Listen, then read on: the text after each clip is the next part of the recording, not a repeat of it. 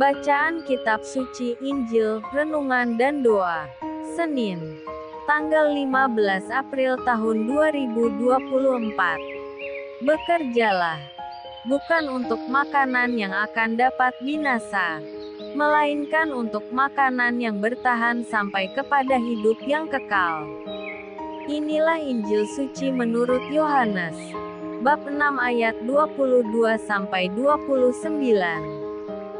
Setelah Yesus mempergandakan roti, keesokan harinya orang banyak yang masih tinggal di seberang melihat bahwa di situ tidak ada perahu selain daripada yang satu tadi, dan bahwa Yesus tidak turut naik ke perahu itu bersama-sama dengan murid-muridnya, dan bahwa murid-muridnya saja yang berangkat.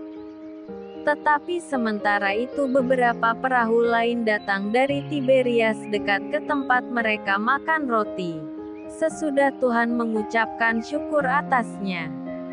Ketika orang banyak melihat bahwa Yesus tidak ada di situ dan murid-muridnya juga tidak, mereka naik ke perahu-perahu itu lalu berangkat ke Kapernaum untuk mencari Yesus.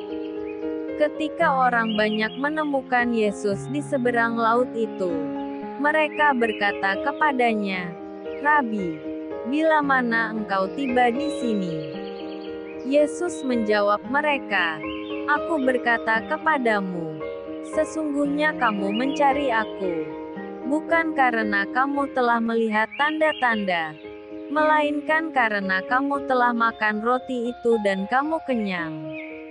Bekerjalah, bukan untuk makanan yang akan dapat binasa, melainkan untuk makanan yang bertahan sampai kepada hidup yang kekal, yang akan diberikan Anak Manusia kepadamu, sebab Dialah yang disahkan oleh Bapa Allah dengan meterainya." Lalu kata mereka kepadanya, "Apakah yang harus kami perbuat supaya kami mengerjakan pekerjaan yang dikehendaki Allah?" Jawab Yesus kepada mereka, "Inilah pekerjaan yang dikehendaki Allah, yaitu hendaklah kamu percaya kepada Dia yang telah diutus Allah." Demikianlah sabda Tuhan. Shalom. Bekerjalah, bukan untuk makanan yang akan dapat binasa, melainkan untuk makanan yang bertahan sampai kepada hidup yang kekal. Injil hari ini, Yohanes bab 6 ayat 22-29.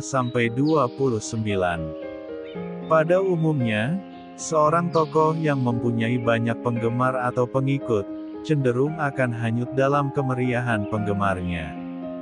Bahkan bisa jadi tokoh itu akan banyak mengikuti arus dari orang-orang yang dekat dengannya. Tuntutan-tuntutan mereka pun seringkali sadar atau tidak sadar dikabulkan oleh sang tokoh, yang seharusnya mengendalikan dirinya dan orang banyak yang dekat dengannya. Pola pikir atau kemauan dari orang-orang sekitarnya, seolah secara tidak sadar menjadi kebenaran pribadi tokoh itu.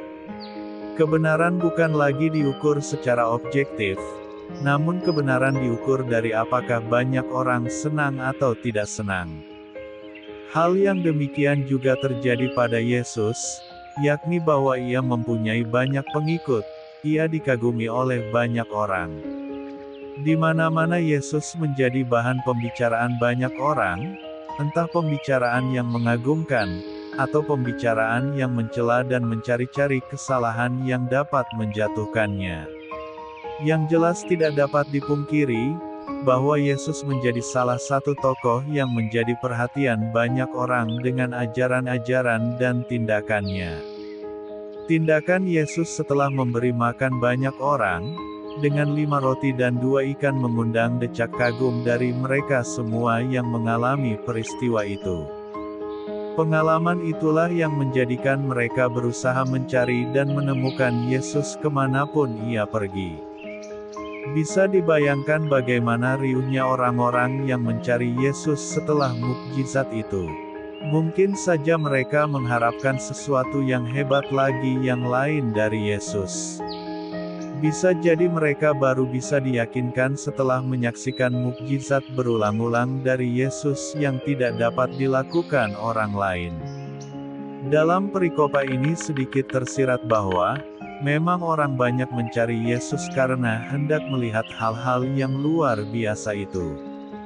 Mereka lapar dan haus, namun hanya pada sesuatu yang sementara. Yesus peka akan situasi yang demikian.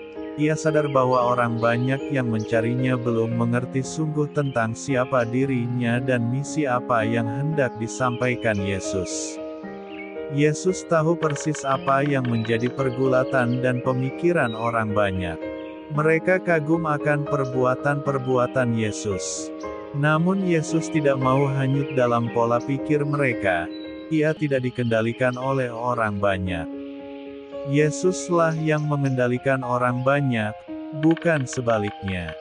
Ketika orang banyak menghendaki Yesus membuat sesuatu keajaiban yang lain, Yesus justru mengarahkan mereka pada pemikiran yang berbeda. Yesus mengajak orang banyak untuk mampu mengerti secara lebih benar. Makanan jasmani memang penting, namun yang jauh lebih penting dari itu adalah makanan rohani yang tidak habis dimakan perut. Yesus meluruskan mereka supaya tidak mencarinya karena persoalan fisik belaka, karena kenyang oleh roti. Nampaknya orang banyak yang mengikuti Yesus adalah orang-orang yang mau terbuka hatinya, mereka mendengar masukan dari orang lain. Menanggapi masukan itu mereka bertanya, "Jika demikian, apa yang harus kami lakukan?" Pertanyaan itu menjadi tanda yang jelas bahwa seseorang mau berkembang dan memperbaiki diri. Mereka tahu ada kebenaran yang lebih tinggi di luar pemikiran mereka dan mereka senantiasa mencarinya. Ternyata sebenarnya mereka tidak hanya lapar secara fisik, namun mereka membutuhkan makanan yang mengenyangkan secara rohani, membuat jiwa mereka menjadi tenang dan damai. Berhadapan dengan orang-orang yang demikianlah, Yesus mengarahkan pemikiran mereka kepada yang lebih benar. Yesus mengajak mereka untuk tidak berhenti pada sesuatu yang kelihatan, yang bisa dirasakan, yang bisa diraba dengan panca indera. Yesus mengarahkan orang banyak pada sumber kekal yang hadir di hadapan mereka. Anak manusialah yang sebenarnya menjanjikan makanan keselamatan kekal. Dialah jaminan makanan itu, dan dialah yang menjadi makanan itu sendiri. Setiap orang yang menyantapnya tidak akan lapar lagi, dan senantiasa ada janji keselamatan kekal. Bagi kita, tidak mudah mengikuti kehendak orang kebanyakan, tidak jarang menjadi kebenaran yang perlu kita perjuangkan. Mengarahkan orang lain kepada pemikiran yang lebih benar dan lebih kudus, adalah salah satu keutamaan Kristiani yang perlu menjadi bagian dari hidup kita. Jika kita hanya mengikuti arus, yang seringkali ada hanya karena keinginan fisik, apa istimewanya kita sebagai seorang Kristiani? Santapan Ekaristi menjadikan kita istimewa, mempunyai janji keselamatan yang senantiasa kita pelihara dan kita jaga. Marilah berdoa. Ya Tuhan, syukur atas Ekaristi yang boleh kami nikmati setiap hari. Semoga kami tidak mudah puas hanya karena kami kenyang secara fisik. Ajarilah kami untuk tidak jemu menimba makanan rohani yang memberi janji keselamatan kekal kepada kami. Tuhan, ajarilah kami untuk setia. Amin. Tuhan Yesus memberkati. RHPE Channel.